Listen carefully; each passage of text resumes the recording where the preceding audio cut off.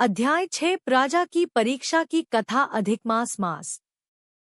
बहुत समय पहले एक समृद्ध राज्य था, जहां एक पराक्रमी और बुद्धिमान राजा राज्य करता था। उसके राज्य में धन धान्य की कोई कमी नहीं थी, प्रजा सुखी थी, व्यापार फल फूल रहा था और चारों ओर समृद्धि का वातावरण था। राजा अपने पराक्रम और प्रशासन पर बहुत गर्व करता था। उसे लगता था कि उसकी सफलता केवल उसकी बुद्धि और शक्ति का परिणाम है। धीरे धीरे यह गर्व अहंकार में बदलने लगा और उसने ईश्वर, धर्म और भक्ति को महत्व देना कम कर दिया। एक वर्ष जब पुरुषोत्तम मास आया, तब राज्य में संत महात्माओं का आगमन हुआ। उन्होंने नगर में प्रवचन दिए और लोगों को बताया कि यह मास अत्यंत पवित्र है। इस समय में व्रत, दान, जप और पूजा करने से जीवन के सभी दुख दूर हो जाते हैं। प्रजा ने श्रद्धा से इस मास का पालन करना शुरू कर दिया। हर घर में दीपक जलने लगे, तुलसी पूजन होने लगा और भगवान का नाम गूंजने लगा। जब यह बात राजा तक पहुंची, तो उसने इसे हल्के में लिया। उसने कहा, यह सब अंधविश्वास है। मेरे राज्य की समृद्धि मेरे परिश्रम से है, किसी मास या व्रत से नहीं। उसने आदेश दे दिया कि राजमहल में इस मास के लिए कोई विशेष पूजा नहीं की जाएगी। राजा का यह व्यवहार धीरे धीरे पूरे राज्य में चर्चा का विषय बन गया। कुछ लोगों के मन में भय उत्पन्न हुआ, तो कुछ ने सोचा कि जब राजा ही इस मास को महत्व नहीं दे रहा, तो शायद यह इतना आवश्यक नहीं है।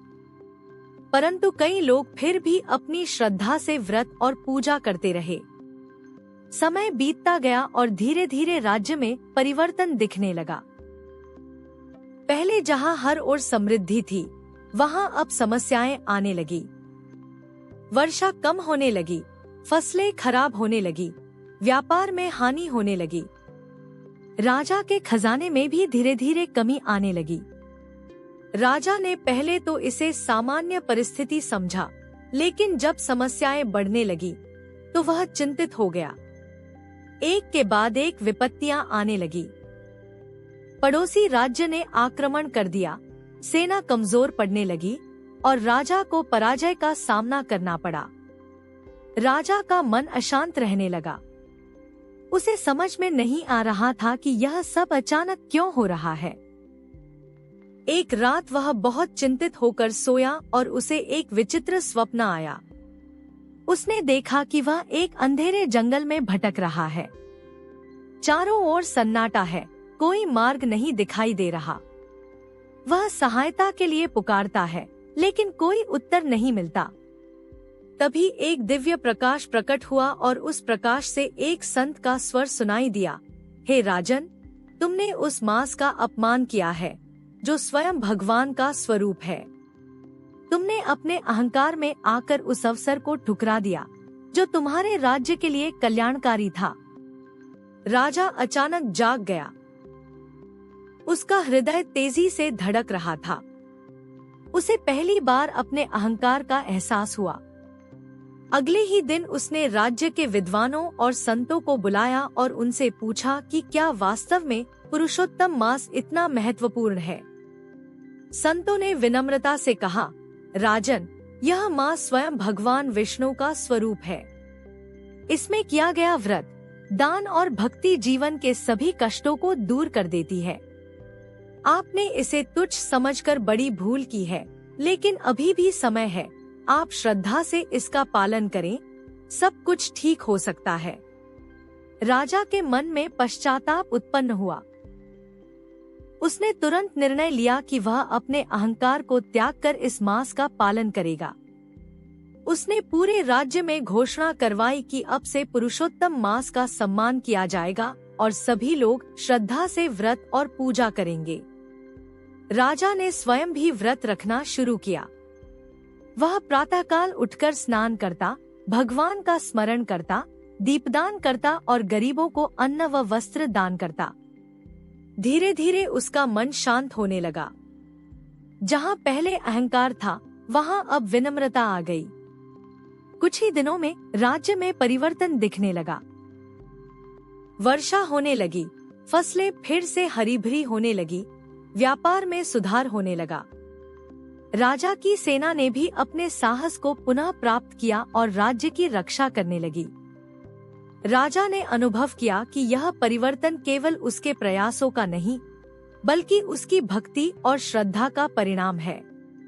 उसके हृदय में भगवान के प्रति कृतज्ञता भर गई। एक रात उसे फिर स्वप्न आया। इस बार उसने देखा कि एक दिव्य प्रकाश के मध्य स्वयं भगवान विष्णु खड़े हैं। भगवान मुस्कुराकर बोले, हे राजन, तुमने अपने अहंकार को त्याग कर भक्ति को अपनाया, यही तुम्हारी सबसे बड़ी विजय है। जो अपनी भूल को स्वीकार कर लेता है और सच्चे मन से सुधार करता है, उसे मैं कभी निराश नहीं करता। राजा की आंखों से आंसू बहने लगे। उसने हाथ जोड़कर कहा, हे प्रभु, मुझे क्षमा करें। मैं अपने गर्व में आपको भूल गया था। अब मैं सदा आपकी भक्ति करूंगा। उस दिन के बाद राजा का जीवन पूरी तरह बदल गया। वह एक न्यायप्रिय, विनम्र और धर्मपरायण शासक बन गया। उसके राज्य में फिर से सुख, शांति और समृद्धि लौट आई। यह कथा हमें यह सिखाती है कि अहंकार मनुष्य को अंधा बना देता है, लेकिन भक्ति उसे सही मार्ग दिखाती है। पुरुषोत्तम मास केवल एक समय नहीं, बल्कि एक अवसर है अपने जीवन को सुधारने का, अपनी गलतियों को पहचानने का और ईश्वर से जुड़ने का। जब मनुष्य अपनी शक्ति पर ही गर्व करता है, तो वह गिरने लगता है, लेकिन जब वह ईश्वर पर विश्वास करता है, तो उसका उत्थान होता है। यही इस कथा का सार है कि सच्ची श्रद्धा और विनम्रता से जीवन के सबसे बड़े संकट भी समाप्त हो सकते हैं, और जो मास कभी अनदेखा किया गया, वही जीवन का सबसे बड़ा सहारा बन सकता है। जय जय श्री राधे श्याम।